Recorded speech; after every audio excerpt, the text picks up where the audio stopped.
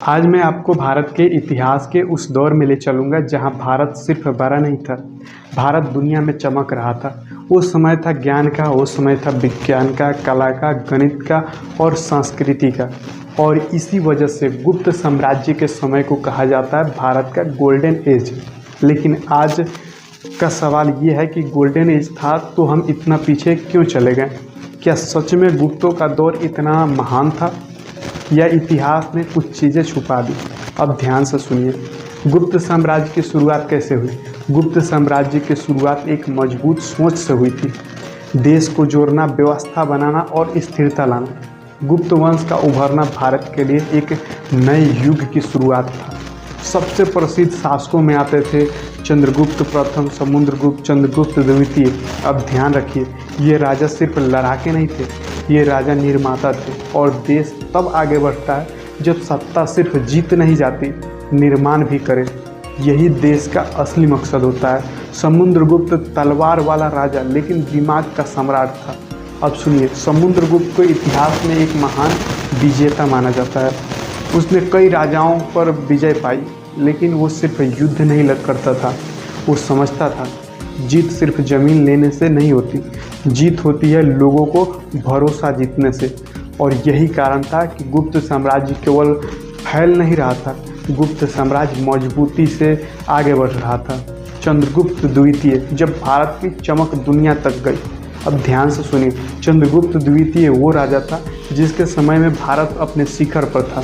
उसके समय व्यापार बढ़ा, शहर समृद्ध हुए, संस्कृति फली फूली और कला ने उभार भरी।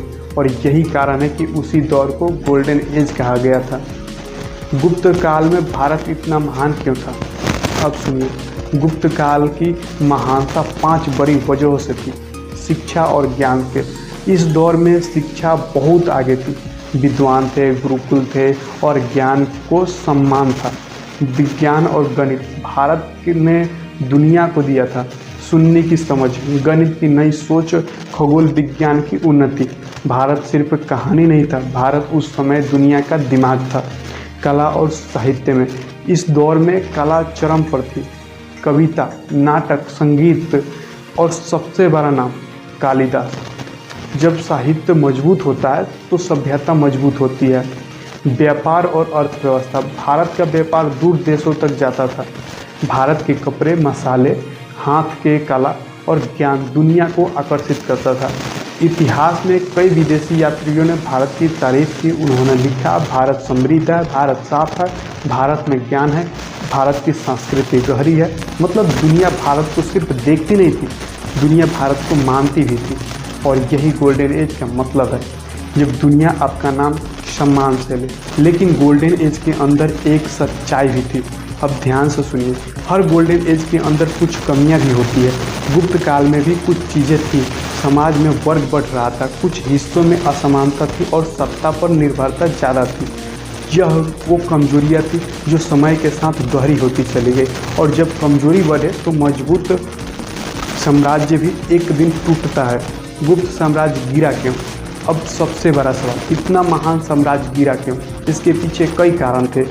कमज़ोर उत्तराधिकारी, जैसे जैसे मजबूत राजा गए वैसे वैसे शक्ति कमज़ोर हुई। बाहरी आक्रमण, कुछ बाहरी ताकतों ने दबाव बढ़ाया। जब साम्राज्य कमज़ोर हो तो बाहरी दुश्मन हमला करता है। आर्थिक दबाव, लंबे समय तक व्यवस्था को बनाए रखना कठिन था। अंदरूनी टूट फूट, स्थानीय शक्तियाँ उभरने लगी और साम्राज्य धीरे धीरे टुकड़ों में बंट गया। यही इतिहास का नियम है, किसी भी महान साम्राज्य की मौत पहले अंदर होती है फिर बाहर दिखती है। गुप्त साम्राज्य हमें क्या सिखाता है?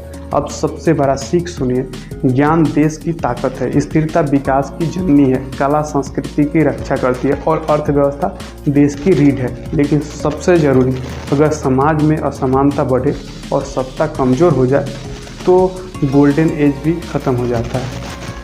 तो दोस्तों, आज की आखिरी लाइन है कि गुप्त काल भारत का गोल्डन एज था, क्योंकि उस समय भारत सिर्फ जिंदा नहीं था, भारत चमक रहा था। लेकिन इतिहास ने ये भी सिखाया कि चमक अगर संभाली न जाए तो अंधेरा वापस आ जाता है। और यही कारण है कि आज भी हमें गुप्त काल से सीखना चाहिए, क्योंकि भारत भविष्य तक चमकेगा जब तक भारत फिर से नंबर 1 बनेगा, मतलब ज्ञान में नंबर 1 बनेगा। याद रखिए, भारत की असली शक्ति सेना नहीं है, भारत की असली शक्ति उसका दिमाग है। तो दोस्तों ये वीडियो यहीं पे समाप्त होता है। आपको ये वीडियो कैसा लगा कमेंट करके बताएं। मिलते हैं फिर अगले वीडियो में।